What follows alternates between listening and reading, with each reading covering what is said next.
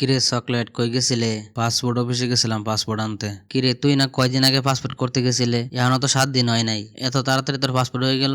সেই কথা তোর আর কি কোমর দোস্ত, পাসপোর্ট অফিসে সেই একটা ঘটনা ঘটছে। সেদিন পাসপোর্ট অফিসে গেছিলাম, গিয়ে অফিসারে কইলাম আমার তো জরুরি একটা পাসপোর্ট লাগবে, কয়দিন লাগবে দিতে। তো বড় অফিসার বলতেছে আসলে সাধারণত 15 দিন সময় লাগে, তো আমাদের অফিসের বই শেষ হয়ে গেছে, এই ক্ষেত্রে 1 মাস বা তার কিছু বেশি সময় লাগতে পারে। এই কথা শোনার পরে আমার মনটা সেই ভেঙে গেল, মনের মধ্যে কষ্ট নিয়ে বাইরে আইতাছি। অফিসের গেট থেকে বেরিয়ে দিয়ে এক দরবেশ বাবা দাঁড়ায় রয়েছে। আমার দেখে এসে বলতেছে, এরে বৎস তুই মন খারাপ করে কই যাইতেছ একলা? এদিকে আয়, আমার কাছে সব সমস্যার সমাধান আছে। কথাটা শুই না আমি হালকা টেনশনে পড়ে গেলাম। তারপরে কি আর ভয়ে ভয়ে কাছে গেলাম, গিয়ে বললাম আসলে আমার তো একটা পাসপোর্ট দরকার, খুব জরুরি। অফিসে বলতেছে 1 মাসের বেশি সময় লাগবে। আমার কথা শোনার পরে দরের বাবা কি বলছে জানোস? কি বললো? আমারে বললো তোর কাগজপত্র গুলা দে তো দিই আমারে। আমি তার কাছে কাগজপত্র গুলা দিলাম, আমার কাগজগুলা তার হাতে নিয়ে ধুম করে ছিঁড়ে ফেলাই দিল। এটা দেখে তোমার মাথা মতো পুরো নষ্ট হয়ে গেল। আমি তো আমার গ্রামের 1 নাম্বার ফার্স্ট ক্লাস 1 গ্রেডের বড় অফিসারের কাছ থেকে সত্যায়িত করে নিয়েছি কাগজপত্র গুলা, আর সে কিনা সব ছিঁড়ে ফেলাই দিল। তারপর আমি তারে বললাম আপনি যে আমার কাগজপত্র গুলা ছিঁড়ে ফেলাই দিলেন, আর এই কাগজপত্র গুলা আমি আর কই পাবো, আর কার কাছ থেকে সত্যায়িত করবো?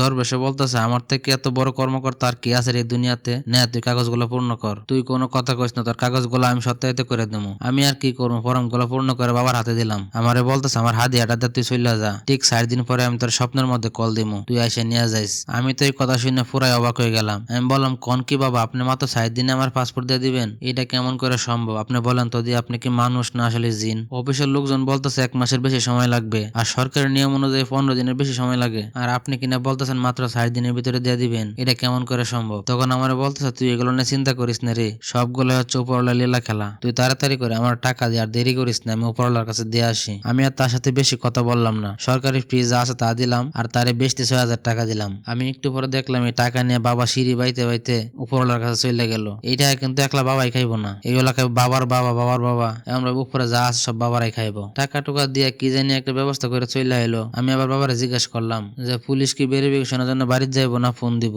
সে আমারে বলতে তুই তো আসলে একটা বোকারে, পুলিশের 2 চোখে 2টা চকচকা নোট দিয়ে চাপ দিয়ে দিমু, সাথে একটা ফুদা দিমু, সপ্তাহের মাধ্যমে তোর বাড়ি ঘর সবকিছু ভেরিফিকেশন হয়ে যাবো। বুঝছো, সব হলো উপরওয়ালা লীলা খেলারি পাগলা। তার ঠিক 4 দিন পর হঠাৎ করে আমার বাবা ফোন দিছে, বলতেছে তোর পাসপোর্টটা নিয়ে যা। এই কথা শোনার পরে তো আমার মাথাটা পুরাই নষ্ট হয়ে গেছে। যাইতে আমার নতুন বই ধরাই দিল পাসপোর্টের। দেখে তো আমি নিজের চোখকে নিজেরই বিশ্বাস করতে পারতেছি না। তারপরে কি আর বাবারে বড় করে একটা লম্বা সালাম দিয়া আমি পাসপোর্ট নিয়ে বাড়ি চলে এলাম। শোন, তুই খালি পাসপোর্ট অফিসের কথা কইতেছস? হাসপাতাল, বিআরটি অফিস, ভূমি অফিস, ভ্যাট অফিস, সরকারি যত বড় বড় অফিস আছে দেখবি সব অফিসের সামনে এরকম বড় বড় বাবারা সর্বসময় জিগের মধ্যে মগ্ন থাকে। এদের সাথে সরাসরি উপরওয়ালাদের কালেকশন আছে।